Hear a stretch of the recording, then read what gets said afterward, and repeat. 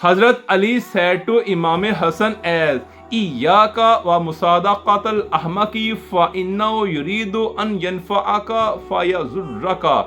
Don't associate with the fool, because if he wants to benefit you, he will harm you. Wa iyyaka wa musadaqatal bakhili fa innahu yaqudu anka ahwaja ma takunu ilay. Don't associate with the miser, because when you need his help the most, he will run away from you.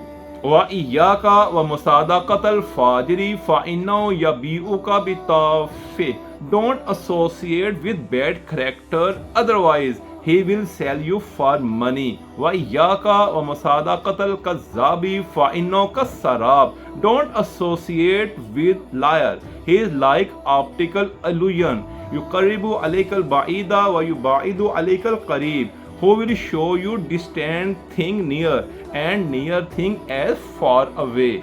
He described Jalisil Fukara'a to Zavidu Shukra. Sit with the poor and thus your gratitude will increase. One who participates in the company of sinful people can't be saved from Allah Almighty's punishment.